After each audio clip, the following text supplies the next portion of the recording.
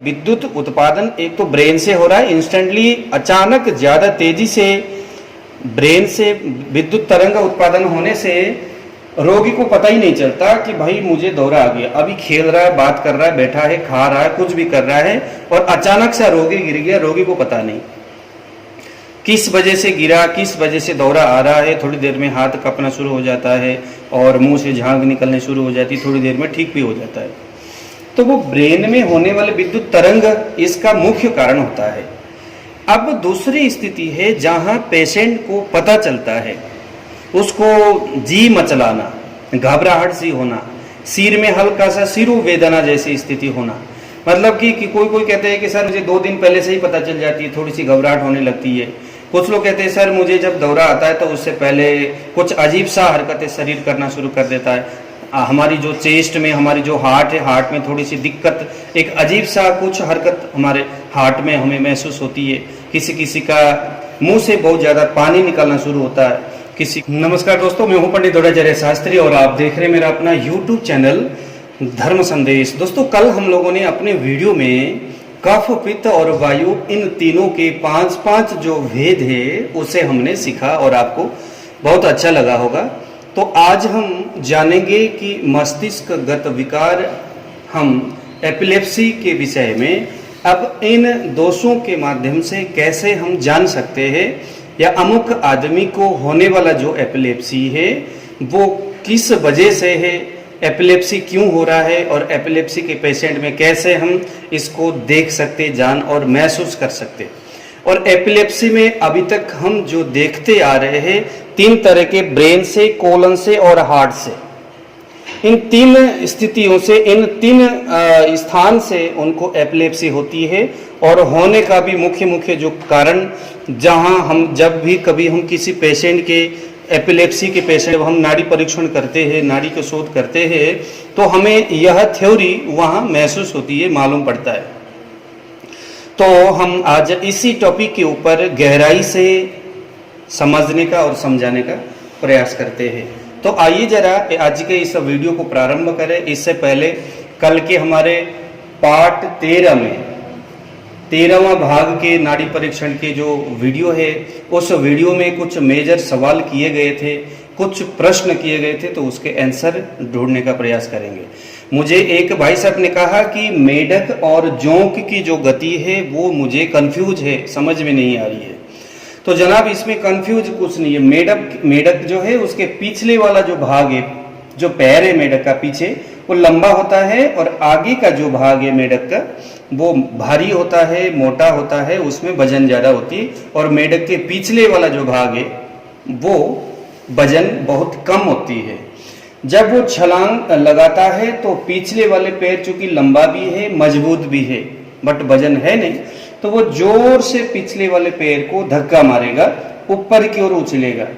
चूंकि उसका अगला वाला जो भाग है वो ज्यादा वजन होने की वजह से यहाँ से धड़ाम सा नीचे गिर जाता है। तो यही पित्त का एक विशेष लक्षण है। ठीक है, वो आगे छलांग मारेगा और नीचे धड़ाम से गिर जाएगा। ये मेढक का, ये पित्त में आए हुए दोषों के वजह से आपको मध्यमा उंगली के नीचे, पित्त की जो उंगली उसके नीचे आपको महसूस होगा। जोंक, ये वायु का एक विशेष दोष, व्यापक दोष की वजह से होने वाली ये एक गति है। तो जोंक में देखो जरा, यहां से जो जोंक है वो कैसे चलता है, ऐसे चलता है, केंचुए ऐसे चलता है ना, ऐसे करके चलता है। ये देखिए ऐसे चलेगा। तो चलते हुए देखिए यहाँ पर, अब इसके ये जो है ना, इस नक्शे से, इस चित्र से जरा आप इसको देखिए। इस यहाँ से ऐसे करके उठा, थोड़ा सा पीछे आकर के जब दूसरी बार जब उठेगा तो उसकी स्किन की जो उछाल है थोड़ा कम होगा सेकंड टाइम में, और तीसरे नंबर में, थर्ड टाइम में जब वो उछलेगा उसकी उछाल जो है वो फिर समान पहले जैसे ही होगा। तो पहले लंबी उछाल, उसके बाद छोटी उछाल, फिर तीसरे नंबर में फिर पहले के समान ही। तो इसकी जो रिदम है, जो है समान रिदम और विपरीत रिदम, समान रिदम है ना, इसमें तेजी भी बहुत है, बल भी ज्यादा है और इसके रिदम भी एक हिसाब से बहुत अच्छा है फर्स्ट टाइम में। सेकंड टाइम में इसके उछाल भी कम है, यानी बल भी कम है और इसके रिदम में भी थोड़ी सी कमी आई है। बहुत कमजोरी से हल्का सा ये उछाल मार के फिर दूसरे टाइम तीसरे टाइम में जब मारेगा तो फिर उसके रिदम भी मजबूत है और इसकी बल यानी कि उछाल भी मजबूत है। तो यह एक बार उठने के बाद फिर हल्का सा फिर उठ करके फिर जोर से दूसरे तीसरे नंबर में उठा, मेढक में जोर से उछाल मार के धड़म से नीचे गिर करके थोड़ा सा वहां पर सुस्ती मार के फिर चलता है। तो वो ये जो गति आप पित्त और वायु में स्पष्ट महसूस कर सकते। तो आइए जरा अब हम जानेंगे कि एपिलेप्सी को हम कैसे इसको रूपांतरित करेंगे आयुर्वेदिक सिद्धांतों के आधार पर।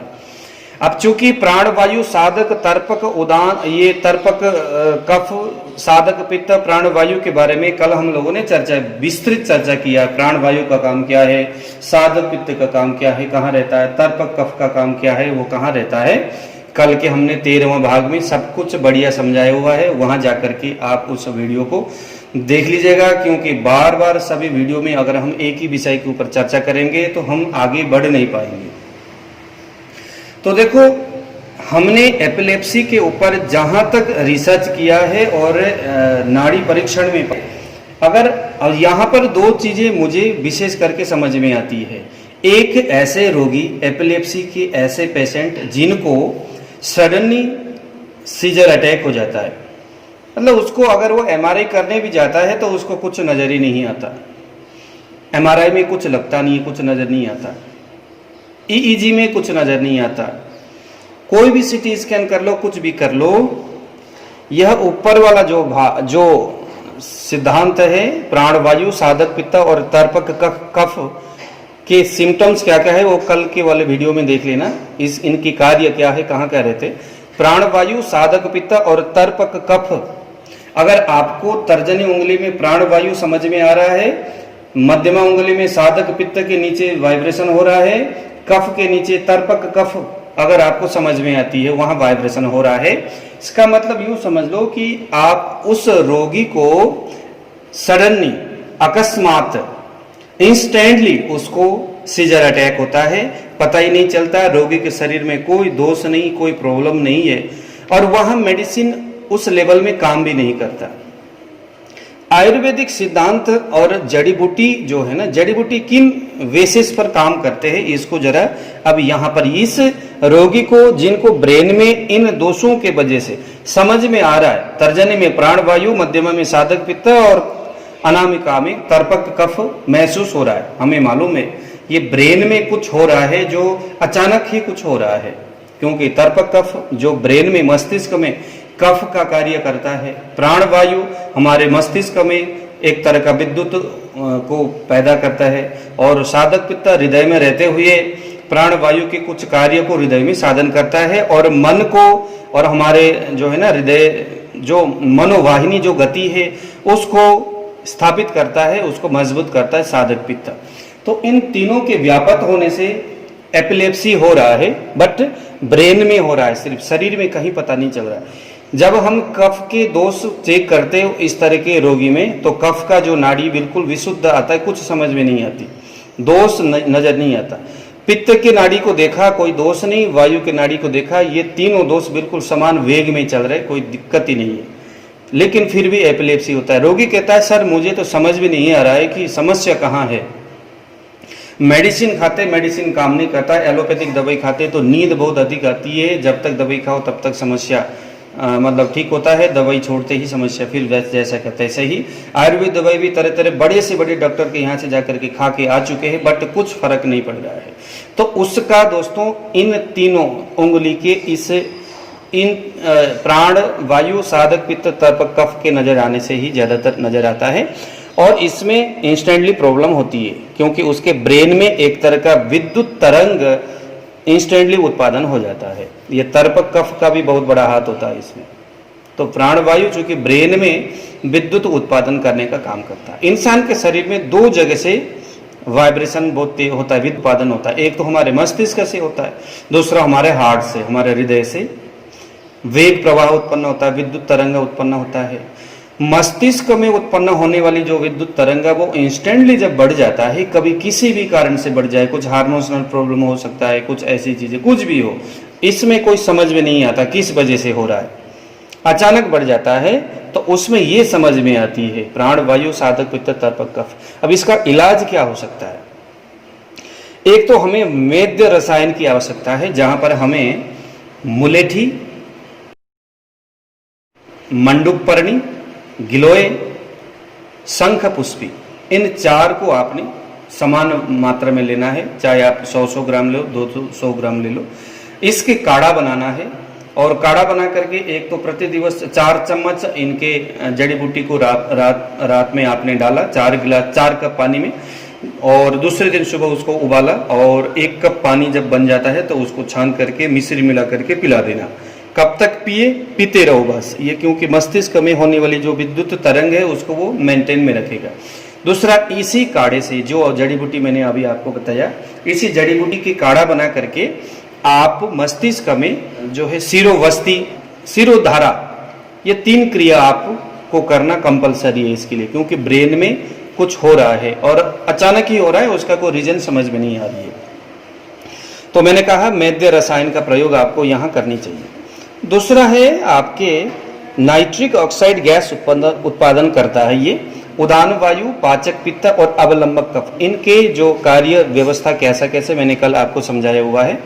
तो उदान वायु, पाचक पित्त और अवलंबक कफ, इनके डिसबैलेंस होने से आपके इंडेक्स फिंगर में उदान वायु वाइब्रेशन हो रहा है, आपके मिडिल फिंगर में पाचक पित्त और आपके रिंग फिंगर में अवलंबक कफ अगर समझ में आती है तो पक्का है कि उसको जो एपिलेप्सी हो रहा है वो पोलन के प्रॉब्लम की वजह से हो रहा है। कहीं अग्न्याशय सही तरीका से नहीं हो रहा है, आपकी जो अमाशय में जो भोजन पाचन करने की जो स्थिति है उसमें थोड़ा सा गड़बड़ हो रहा है, उसके वजह से आपके कोलन में कहीं ना कहीं या तो वायु भरी हुई है या तो कुछ है, जिसके वजह से एक तरह का गैस जो हमारे ब्लड को सर्कुलेट करने का काम करता है, जिसका नाम है नाइट्रिक ऑक्साइड गैस। मुझे कहीं ना कहीं लगता है उसी गैस के इंस्टेंटली ब्रेन में पहुंच जाने से ब्रेन का जो नस है वो बाधित हो जाता है और उसी वक्त उसको दौरा आता है। तो यहाँ पर हमें कुछ ऐसे दवाई जैसे जिसको हम क्षार कल्प बोलते हैं, बहुत सारे क्षारीय द्रव्यों का यहाँ पर प्रयोग करनी चाहिए। रसायन द्रव्यों का प्रयोग हमें ब्रेन में होने वाले इस तरह के विद्युत ऊर्जा, अचानक ऊर्जा होने से होने वाली जो एपिलेप्सी है उसमें हमें रसायन, मेद्य रसायन द्रव्यों का प्रयोग किया। यहाँ हम क्षार द्रव्यों का प्रयोग करेंगे, जहाँ हम वस्ती का भी प्रयोग कर सकते हैं, आस्थापन वस्ती आदि जो बहुत सारे वस्ती के जो विधि है, विधि के साथ वस्ती हमें इसके लिए देना है। अगर आपको उदान वायु, पाचक पित्त और अवलंबक कफ, यहाँ पर हम वमन, विरेचन और वस्ती 3 तरह पंचकर्म करते हुए यहाँ पर हमने, और बाद में क्षार कर्मों का यानी कि कुछ क्षारीय द्रव्यों का प्रयोग रोगी को जरूर होनी चाहिए। और कुछ जो जैसे सेंधा नमक आदि हो गया, कुछ पाचक द्रव्यों का प्रयोग करते हुए अगर हम ब्रेन के लिए कुछ मेद्य रसायन का प्रयोग करेंगे तो यहाँ कोलन से होने वाली जो एपिलेप्सी, जो नाइट्रिक ऑक्साइड गैस वगैरह जो उत्पादन हो रहा है उसको मुझे लगता है कुछ हम कंट्रोल कर सकते हैं। तीसरा आता है कि इंसान के शरीर में, मैंने आपको पहले बताया कि विद्युत उत्पादन एक तो ब्रेन से हो रहा है इंस्टेंटली, अचानक ज्यादा तेजी से ब्रेन से विद्युत तरंग का उत्पादन होने से रोगी को पता ही नहीं चलता कि भाई मुझे दौरा आ गया। अभी खेल रहा है, बात कर रहा है, बैठा है, खा रहा है, कुछ भी कर रहा है और अचानक से रोगी गिर गया, रोगी को पता नहीं किस वजह से गिरा, किस वजह से दौरा आ रहा है। थोड़ी देर में हाथ कपना शुरू हो जाता है और मुंह से झाग निकलने शुरू हो जाती है, थोड़ी देर में ठीक भी हो जाता है। तो वो ब्रेन में होने वाले विद्युत तरंग इसका मुख्य कारण होता है। अब दूसरी स्थिति है जहां पेशेंट को पता चलता है, उसको जी मचलाना, घबराहट सी होना, सिर में हल्का सा सिरो वेदना जैसी स्थिति होना, मतलब कि कोई कहते हैं कि सर मुझे 2 दिन पहले से ही पता चल जाती है, थोड़ी सी घबराहट होने लगती है। कुछ लोग कहते हैं सर मुझे जब दौरा आता है तो उससे पहले कुछ अजीब सा हरकतें शरीर करना शुरू कर देता है। हमारी जो चेस्ट में, हमारी जो हार्ट है, हार्ट में थोड़ी सी दिक्कत, एक अजीब सा कुछ हरकत हमारे हार्ट में हमें महसूस होती है। किसी का मुंह से बहुत ज़्यादा पानी निकलना शुरू होता है, किसी का घबराहट होती है, बेचैनी, वो घर से बाहर खुली हवा में निकलने का प्रयास करता है। तो अगर ऐसा कुछ है तो समझ लो कि आपके हार्ट में उत्पादन होने वाले विद्युत तरंग उसके इंस्टेंटली बढ़ने के वजह से ये आपको समस्या हो रही है। और इसी को अगर हम नाड़ी में चेक करते हैं तो हमारे वायु वाला जो उंगली है वहां पर व्यान वायु हमें समझ में आती है, पित्त वाले में रंजक पित्त और कफ वाले में हमें क्लेदक कफ ये तीन चीजें हमें यहाँ पर समझ में आती है। हालांकि हार्ट के लिए साधक पित्त और प्राण वायु, इसका भी कहीं ना कहीं यहाँ पर अपना हाथ रहता है। इनका ये सारे मिले जुले काम कुछ नेगेटिव करते हैं और इंस्टेंटली उसके हार्ट में कुछ विद्युत तरंग अचानक बढ़ जाता है, और बढ़ने के वजह से उसको कुछ ऐसे फील होने लगता है, कुछ ऐसे महसूस होता है कि भाई मुझे तो बस दौरा आने वाला है, मुझे तो बस अब थोड़ी देर में कुछ होगा। घबराहट सी हो रही, बेचैनी सी हो रही है, डिप्रेशन, तनाव, थकावट टाइप का कुछ होना, अचानक कुछ पुराने चीज़ों को याद करना आदि ना, ऐसे बहुत सारी चीज़ें, घबराहट होना। और जैसे कुछ लोग कहते हैं सर मुझे बहुत ज़्यादा, हाँ मुझे टेंशन होता है, जब टेंशन कभी होती है तो फिर दौरा आता है।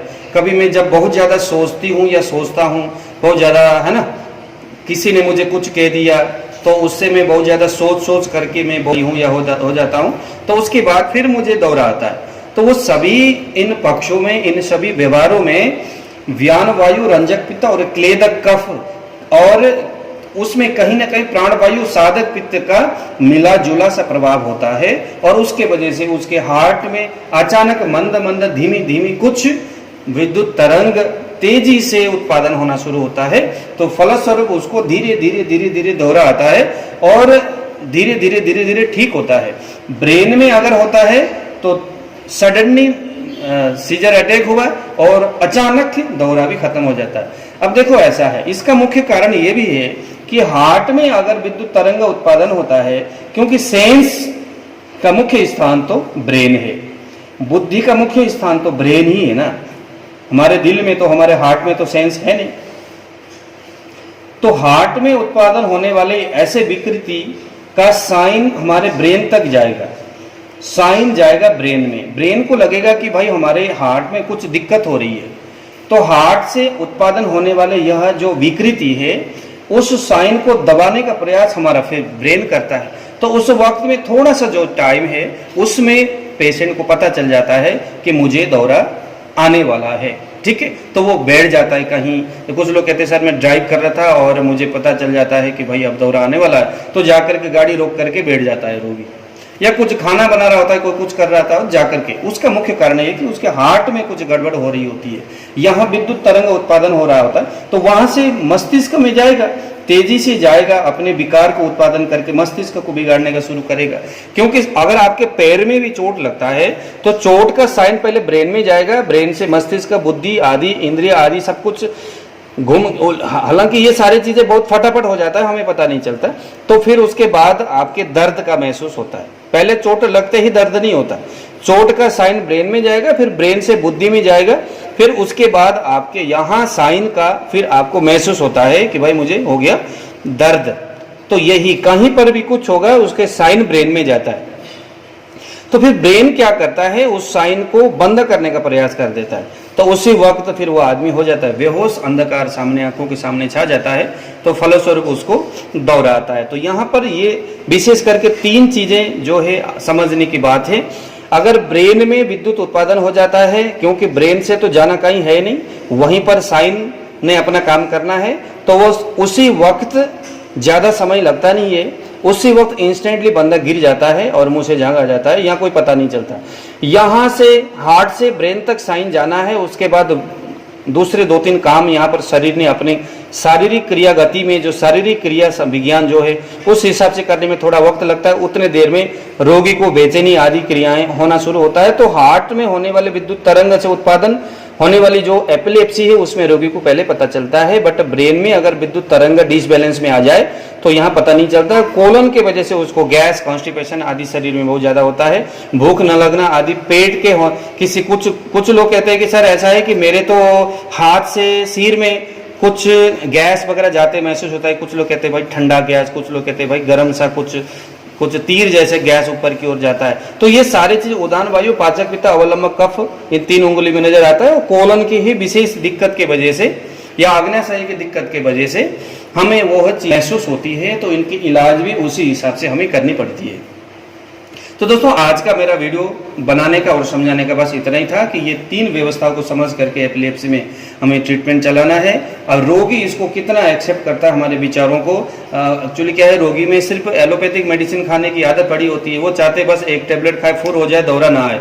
लेकिन कभी कभी इस स्थिति से होने वाली जो एपिलेप्सी है वहाँ पर सिर्फ मेडिसिन ही काम नहीं करता, बल्कि और भी बहुत सारी चीज़ें यहाँ पर हमें करने की आवश्यकता होती है, जैसे धार्मिक ग्रंथों का स्वाध्यायन, क्योंकि मन आपका तामसमय हो जाता है, तामस जो आवरण है उससे आच्छादित हो जाता है आपका मन। हालांकि ये बहुत लंबी विषय है जिसको अभी मैं छेड़ रहा हूँ, ये फिर आने वाले कभी मैं आपको बताऊंगा। तो उसके लिए हमने मेडिटेशन वगैरह करना है, कुछ आध्यात्मिक ग्रंथों का स्वाध्यायन करना है, जिससे कि हमारा धीरे धीरे मन में जो तामस क्रिया होने की जो क्रियाएं हैं उसमें थोड़ा सा सुधार आ जाए, और धीरे धीरे मेडिसिन वगैरह भी खाना है।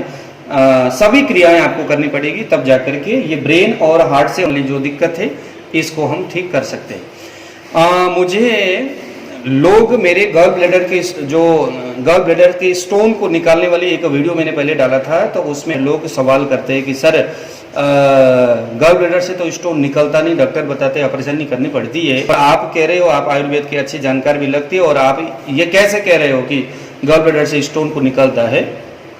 तो मैं आपको इसके लिए कल एक स्वतंत्र वीडियो बताऊंगा, बना करके मैं आपको समझाऊंगा, एक मैप बनाऊंगा, और मैं बताऊंगा डॉक्टर जो बोल रहे बिल्कुल गलत बोल रहे।